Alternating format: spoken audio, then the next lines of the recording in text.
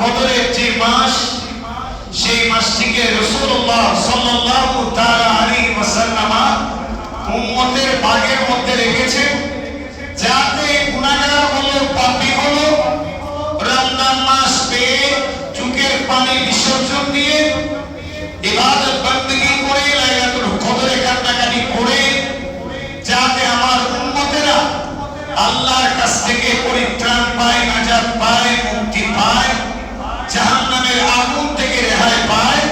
সেই জন্য রাসূল করিম রউফ রহিম সাল্লাল্লাহু তাআলা আলাইহি ওয়াসাল্লাম উম্মতকে রমজান মাস উপহার দিয়েছেন। চিৎকার দিয়ে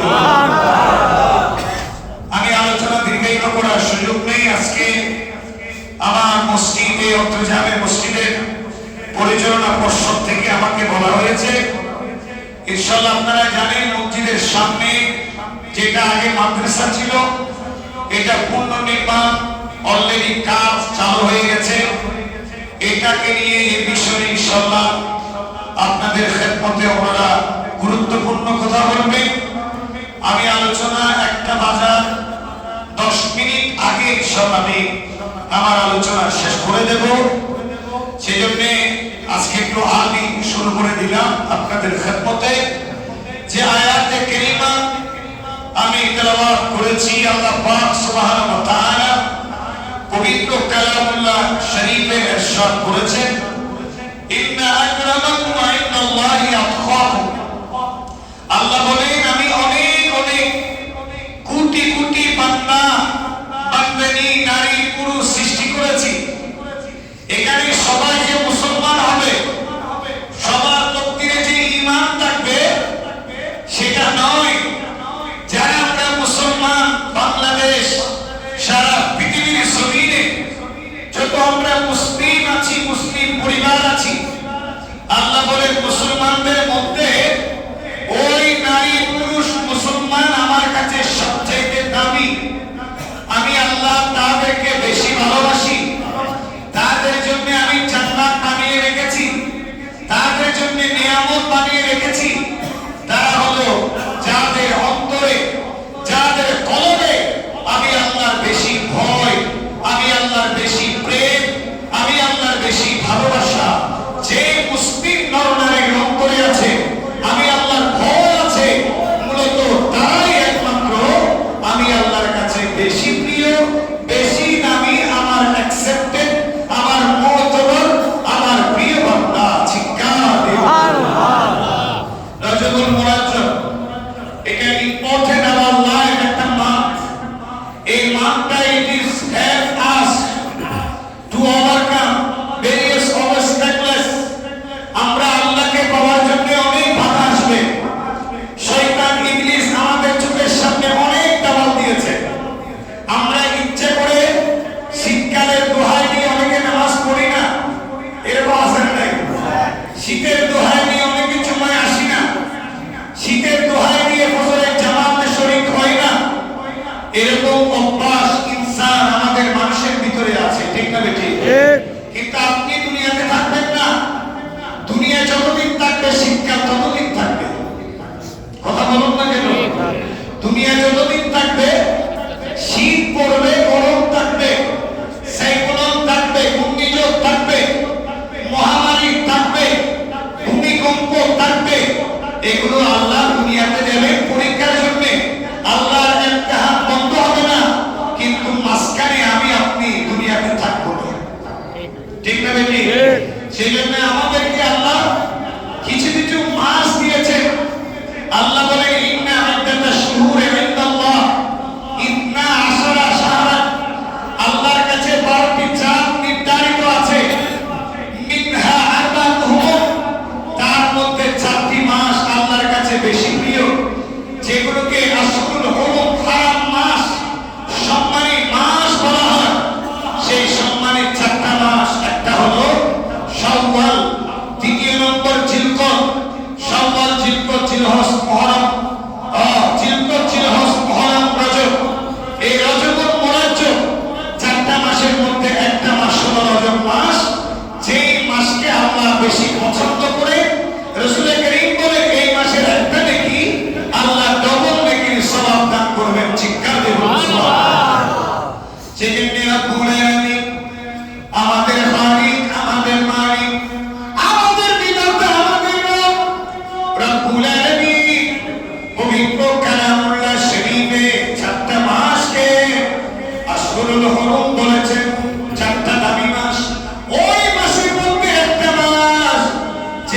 রজবুল মুরাজ্জব বলা হয়।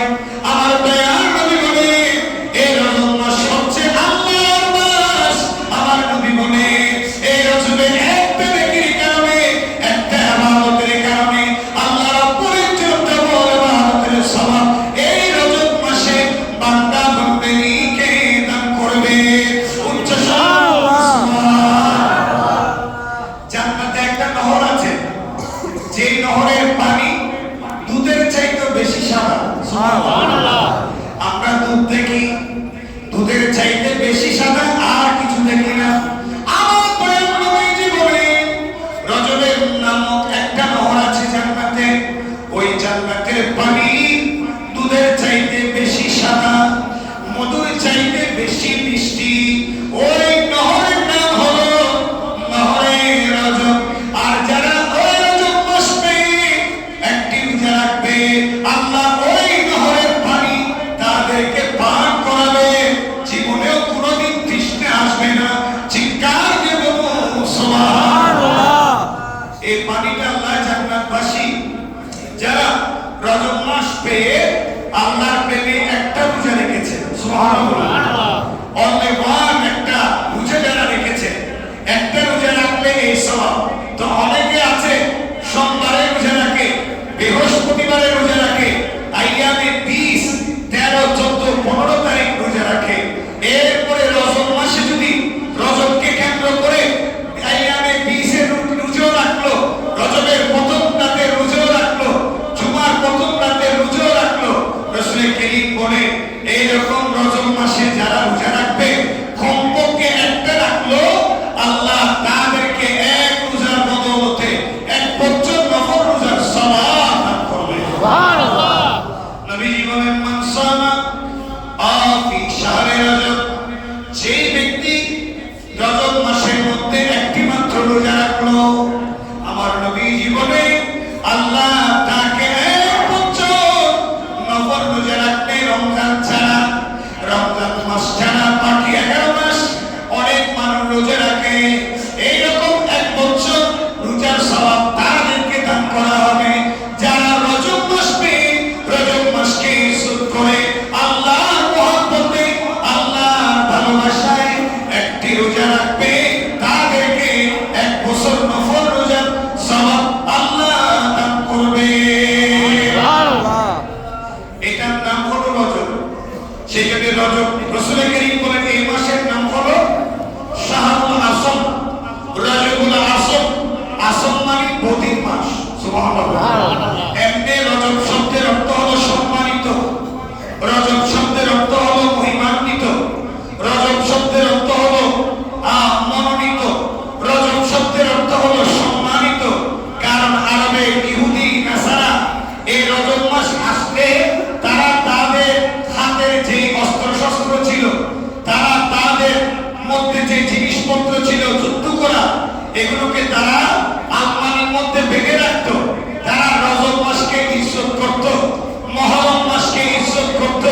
আল্লাহ আরবাতুল হুরুম যে 4টি মাসের কথা বলেছে, এই মাসগুলো আসবে মক্কা, মদিনা, আরবের লোকরা এই মাসগুলোকে সম্মান করে তাদের হাতুড়ি, তাদের অস্ত্রশস্ত্র এগুলোকে বেঁধে রাখত। এই মাসকে তারা সম্মান দিত, কারণ এই মাসের কথা আল্লাহ কোরআনে বলে দিয়েছেন। সেই জন্য পেয়ারা হাজরিন, রজবুল মুরাজ্জব অত্যন্ত গুরুত্বপূর্ণ মাস। আমার নবীজি বলে এই মাস পেয়ে যদি কেউ আল্লাহর কাছে ইবাদত করে, আল্লাহর কাছে তওবা করে, রব্বে করিম ওই বান্দা বান্দি নারী পুরুষের তওবাকে কবুল করবে। এই রজবুল মাস উপলক্ষে উচ্চস্বরে বলুন না সুবহানাল্লাহ। সেই জন্য রজব মাস আমার নবীজি বলে রজবু শাহরুল্লাহ, রজব আমার আল্লাহর মাস। ওয়া শাবান শাহরি, শাবান হলো আমার মাস। ওয়া রমাদান শাহরে উম্মতি, আর রমজান হলো উম্মতের মাস। এই দুনিয়ার মুসলমান, রজব মাস হলো রমজান মাসের প্রিপারেশনের মাস। সুবহানাল্লাহ। সেই জন্য রজবের চাঁদ উদয় হবে, আমার দয়াল নবী দোয়া করতেন আল্লাহুম্মা বারিক লানা ফি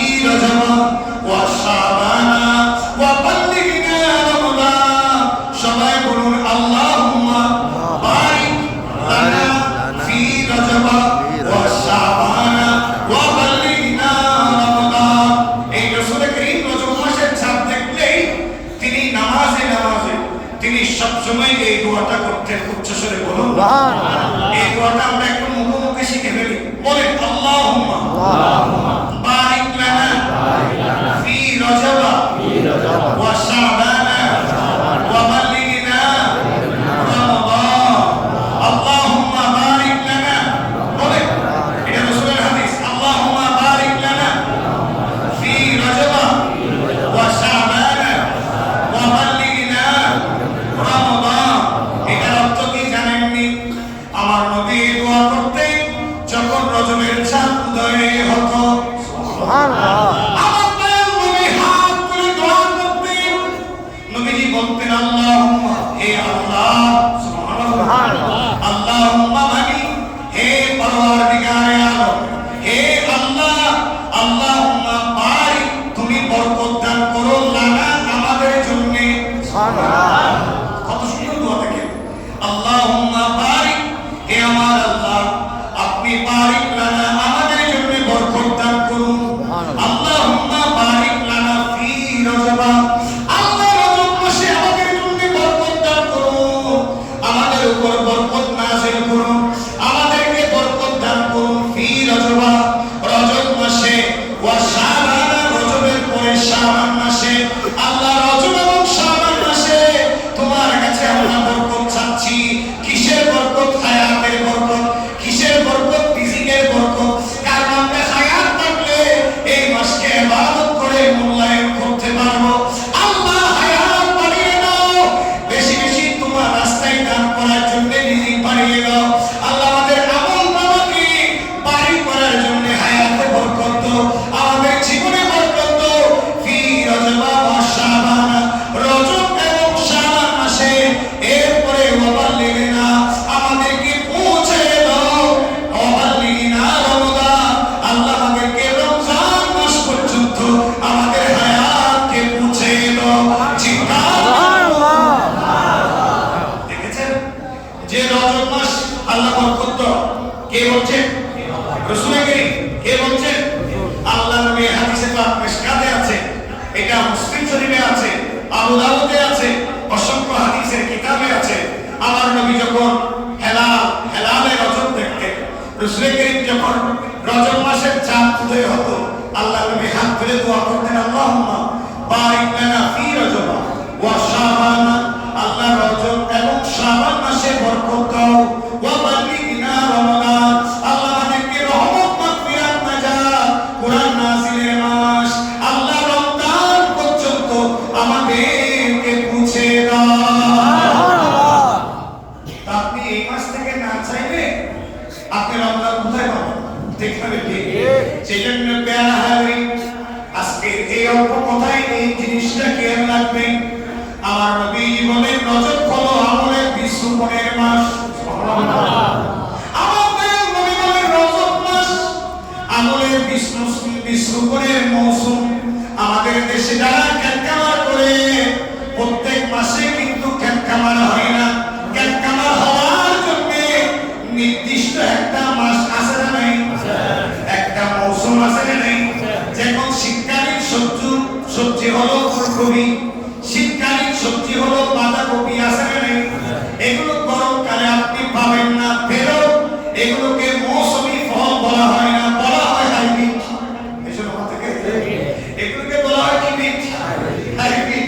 মৌসুমী ফল বলা হয় না, কারণ একটা মৌসুম আল্লাহ দিয়েছেন, আল্লাহর নিয়ামত শুকর গুজার করার জন্য। এই যে শীতকালীন একটা খাবার, শীতকালীন একটা সবজি আল্লাহ জমিন থেকে বের করে দেয়। প্যারা হাজির, আমার নবী বলে আমার নরনারী, পুরুষ নরনারীর জন্য আমলের মৌসুম শুরু হয়, আল্লাহর কাছে তওবা করার সুযোগটা শুরু হয়ে যায়। কারণ রজব মাস যদি তারা পায়, এতদিন হয়তো সুন্নতে জায়গা করতো না, এতদিন নফল ইবাদত করতো না, এতদিন জিয়ারত করতো না, অনেক ইবাদত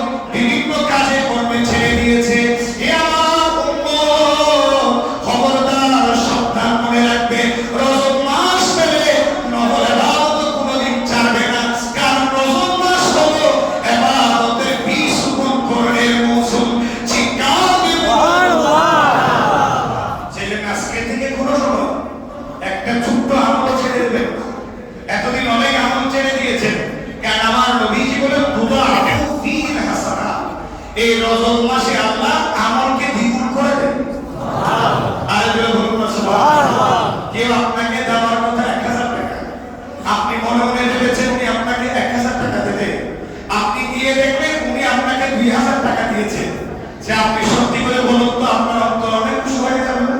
কথা বলুন না কেন? কেউ একটা ব্যবসার উদ্দেশ্যে বের হয়েছে, একটা দোকান দিয়েছে, উনি টার্গেট করেছে আমি এই মাল থেকে পাবো যে বিক্রি করে 10,000 টাকা লাভ। আল্লাহ যদি আপনাকে 10,000 টাকা লাভ দেয়, আপনার খুশির পাত তো ভেঙে যাবে।